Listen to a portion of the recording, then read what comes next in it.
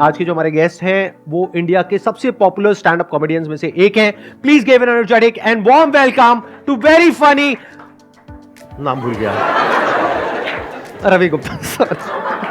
रवि गुप्ता।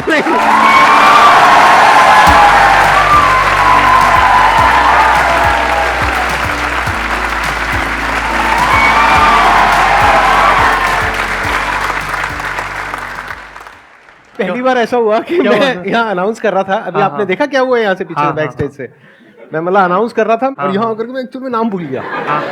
कब तक आप ही जीतते रहोगे? कभी तो हमारी वाली फीलिंग इनको भी हो।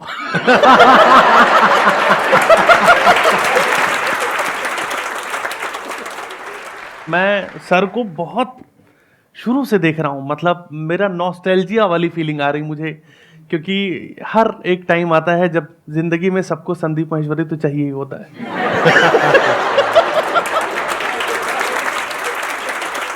क्या हुआ था? दिल टूटा था? क्या हुआ था? मतलब जस्ट क्यूरियस टू नो। जब टाइम अच्छा चल रहा था तब कोई मुझे याद नहीं करता। ये बात है, ये जब कुछ गड़बड़ होती है तभी एकदम याद आती है। डॉक्टर की तरह है ये, इनके पास जो है ना तभी जाता है। तो आप मल्टीपल लेवल पे काम आ गए ना। पहले तो एक टाइम पे इन्होंने बोला कि मेरे को वेट कम करना था, तो उन्होंने बोला कि 62 बार 62 बार चबाओ, नहीं 32 बार 32 बार, सॉरी। आपने 62 बार कर लिया था क्या? उस टाइम वो इंसान था जो खाना बिना चबाए निगल जाता था, तो मुझे लगा ये तो नहीं हो पा रहा, कुछ और देखते हैं, इनका कोई और फॉर्मूला अपनाते हैं। सो एक सेशन में देख रहा था, उसमें एक लड़का आया और बोल रहा है कि सर मेरी गर्लफ्रेंड से मेरा ब्रेकअप हो गया है और भूल नहीं पा रहा। तो इन्होंने बोला आसान है।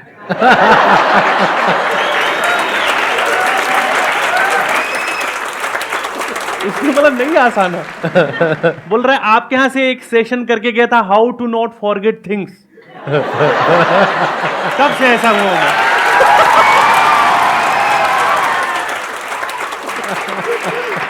कई बार मोटिवेशन रिवर्स में चला जाता है, पर लाइफ में बहुत सारी चीजें ऐसी हैं। जैसे एक बार कुछ ऐसा वो हो गया था कि मेरा यूट्यूब अच्छा खासा चैनल था और सारा काम उससे आ रहा है, तो फिर मेरी कुछ गलतियों की वजह से वो यूट्यूब चैनल चला गया और उन्होंने ये मेल्स डाल दिए कि भाई आपका चैनल हमेशा के लिए सस्पेंड हो गया है। तो मैं उस टाइम, मेरे पास जॉब नहीं थी मेरे पास, और इनकम का एक ही सोर्स था कि मैं यूट्यूब से जो है शोज मिलते थे मुझे उस पर वीडियो देख के। तो उस टाइम फिर मैं आपके वीडियोस देखता था और लगता था यार कि नहीं यार, मतलब कि यूट्यूब ही तो गया है, अभी कैंसर थोड़ी हुआ है या कुछ भी। मुझे लगता है कि हर प्रॉब्लम की एक बड़ी प्रॉब्लम है अगर तुम उसको सोचने बैठो तो। और इनकी जो एनर्जी पूरा सर की एकदम ट्रांसफर कर देते थे, तो लगता था कि यार नहीं। पर तब तक जब तक देख रहे हैं वीडियो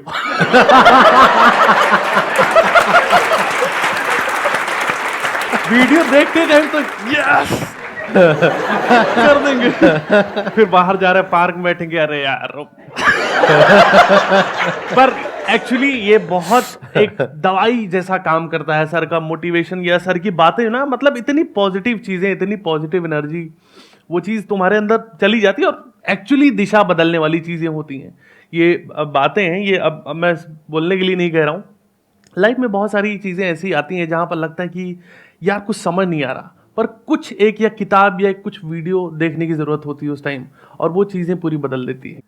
कौन है जिसके पास में कुछ मजेदार कुछ है पूछने के लिए, कुछ कंट्रोवर्शियल है? क्या मैंने देखा यूट्यूब पे आपकी कोई कंट्रोवर्सी नहीं है, कुछ एक आध होनी चाहिए? नहीं, चलो फिर कर ही देते हैं। नहीं, अच्छा लगा जितनी देर बात की।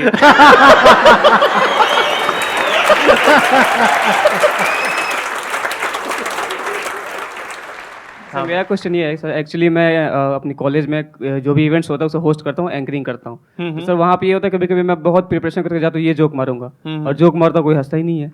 और कभी कभी ऐसा होता है, और ये होता है कि कुछ जोक मारो किसी को समझ ही नहीं आया, तो उस सिचुएशन में फिर मैं ब्लैंक हो जाता हूँ, अब क्या करूं मैं? फिर उस सिचुएशन सर आप कैसे हैंडल करते हो? कोई जोक मारे कोई हंसा ही नहीं। जब भी ये दिमाग में, तो संदीप सर का एक बहुत पुराना वीडियो है जिसमें इन्होंने खुद ही दिखाया था कि मेरी बेइज्जती देख लो। जहां वो ब्लैकआउट हो गए थे पूरा और सब चीजें। हाँ, सो ये तो पार्ट ऑफ द प्रोसेस है। मुझे लगता है कि आप जितनी बार स्टेज पे जाओगे, और कॉमेडियन या एंकर थोड़ा बेइज्जती सहनी आनी चाहिए जीवन में ना। हमको बेशर्म थोड़ा होना पड़ता है क्योंकि कई बार शो में ऐसे लोग बैठे रहते हैं, जैसे नॉर्मली तो जो लोग ऑडियंस अपनी आती है वो एंजॉय करती है, बट कई बार शो में ऐसे भी लोग होते हैं जो जिंदगी भर नहीं हंसे। उनको हंसी भी आ रही है, हाँ। पर इतने सालों से मुंह बना के जो इज्जत कमाई है उन्होंने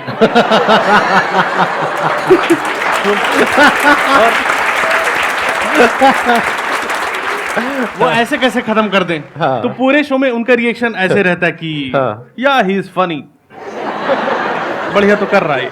और कुछ लोग का रिएक्शन ऐसे रहता है कि ये बोलता ही रहेगा क्या, साड़ी पहन के ये नहीं आएगा नाचने के लिए। भाई कॉमेडी है, कुछ तो होना चाहिए। एक शो में तो सर मैंने देखा था, एक अंकल ने दूसरे को डांट ही दिया था, बोले कि सामने वाला बंदा कुछ बोल रहा है, तुम हा हा हा हा कर रहे हो।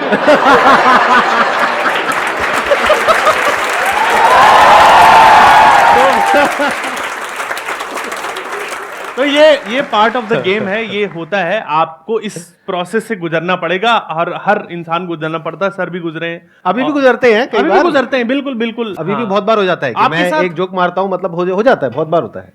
नहीं, आपके साथ तो नहीं होता। अरे होता है, मतलब मैं इतना बड़ा कॉमेडियन जो तहलका मचा रहे थे आप मेरे आने के पहले, मेरी ऐसे धक धक होने लगे कि मैं तो छोड़ ही दूं क्या अपना धंधा यार।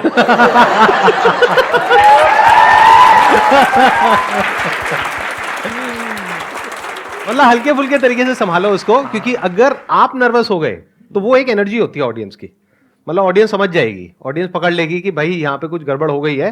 अब ऑडियंस एक अलग जोन में चली जाएगी। लेकिन वैसे मैं आपको जनरली बता रहा हूं, अगर आप एंकरिंग कर रहे हो या कॉमेडी कर रहे हो या परफॉर्म कर रहे हो, किसी भी तरीके से बोल रहे हो, तो ऑडियंस आई है इसी उम्मीद में कि आप अच्छा करो। कभी ये मत समझ लेना कि ऑडियंस इस उम्मीद में आई है कि आप बुरा करो। तो अगर इनकेस आपके साथ कुछ गलत हुआ, तो अब अगर आप ओवर कॉन्फिडेंट दिखाने की अपने आप को कोशिश करोगे तो ऑडियंस और कट जाएगी। उस वक्त अपने आप को दिखा दो, मतलब अपने आप को दिखा दो, मतलब चाहो तो कर सकते हो, मतलब हाँ। मतलब कोई आइडिया बुरा नहीं है वैसे, है ना? नहीं, मतलब नहीं, बिल्कुल, अपने आप को बिल्कुल। दिखा दो, एकदम कपड़े बड़े उतार दो, मतलब व्हाटएवर, वो कुछ अलग ही हो जाएगा। ऑडियंस कहेगी ये क्या हो गया, बोलो भाई देखो मैं तो नंगा हो गया, मैं हंसाने की कोशिश कर रहा था, कोई नहीं हंसा।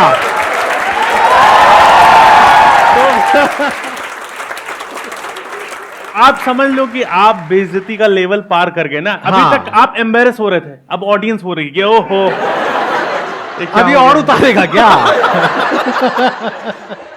पर मैं कह रहा हूं कि इतना भी मत करो कि मजा आने लगे लोगों को।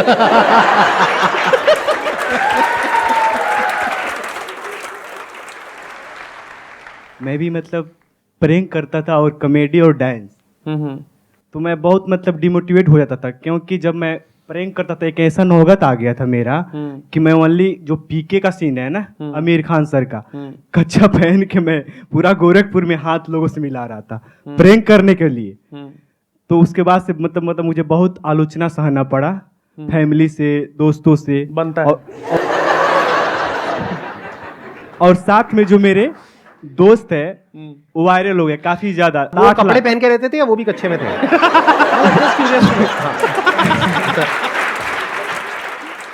वो भी वैसा ही, जैसे ओनली कपड़ा पहन लिया और कच्चा। जब ऐसा नौगात आया तो घर पे चल छोड़े, अब बहुत हुआ तो मैं छोड़ दिया।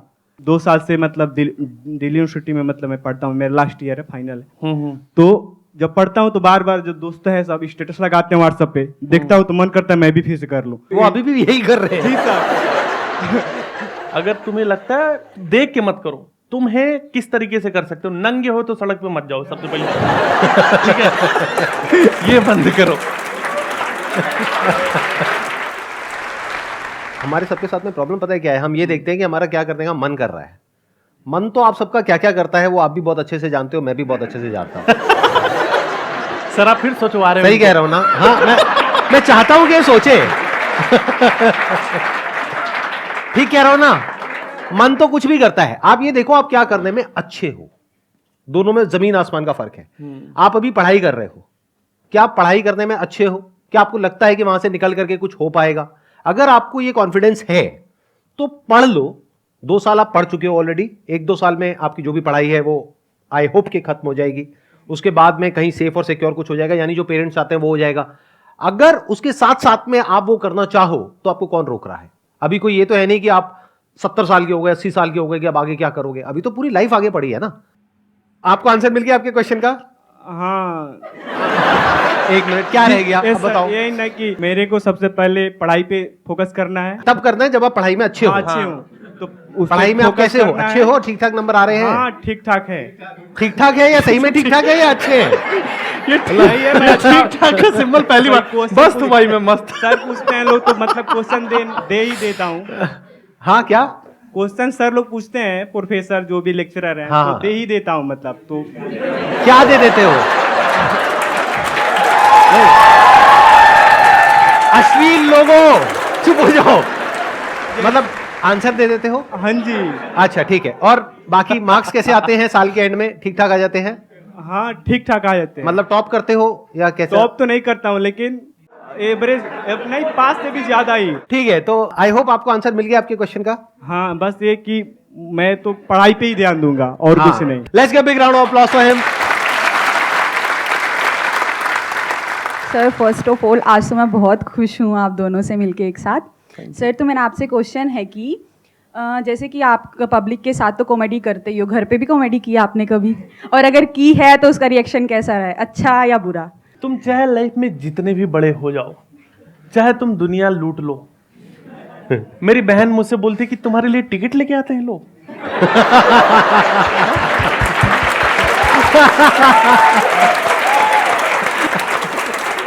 घर की मुर्गी दाल बराबर कोई औकात नहीं होती। मम्मी अभी भी बोलती कि बेटा, और मेरी मम्मी तो ऐसी है कि ये नहीं कि खाना खाओ जो है, बोला हो गए हो मोटे, थोड़े ढंग से रह लो। तो जो भी हम जो शो करके जाते हैं जब भी कहीं पर, तो वो जो रश रहता है, एड्रेनलिन, वो हर जगह जो है प्यार मिलता है जनता से, और लगता है कि तुमने कुछ तो तबाही मचाई है। और घर जाते हो तो तुम घर वाले बोलते आओ बेचा आ गए, तुम क्या ही कर रहे हो लाइफ में। तो कॉमेडी तो निकल जाती है अंदर कहीं और जो है, और बस बातचीत होती है, खुश हैं घर वाले। सर हमारे लिए भी कोई कि हम घर पे कॉमेडी कर सके, कोई ऐसा आइडिया? आप घर पे कॉमेडी कैसे कर सको? आप शादी के लिए हाँ कर दो।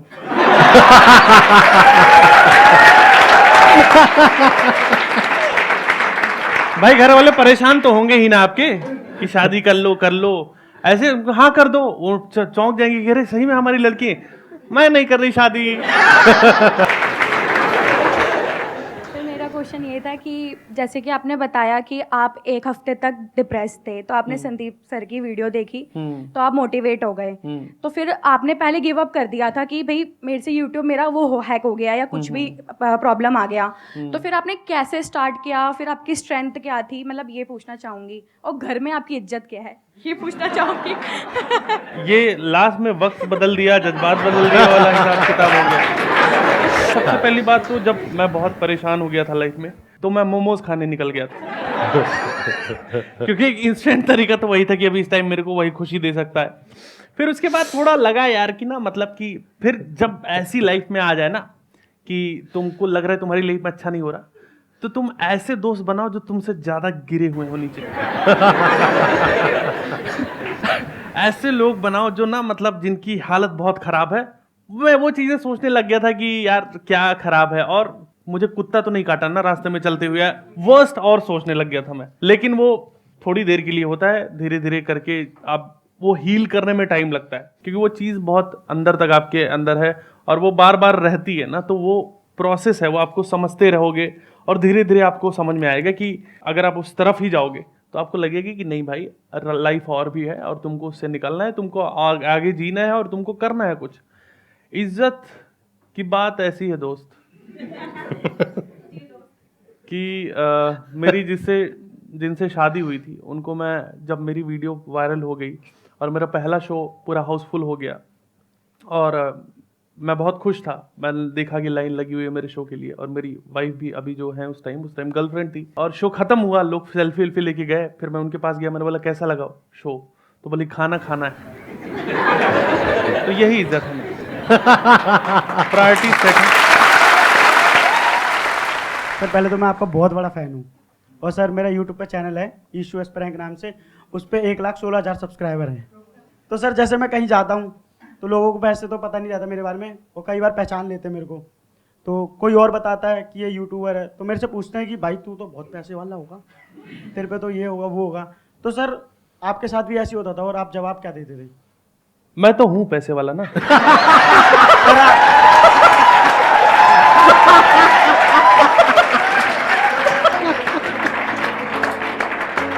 Thank you so much sir यहाँ पर आने के लिए, और मेरे को बहुत बढ़िया लगा आपसे मिल करके।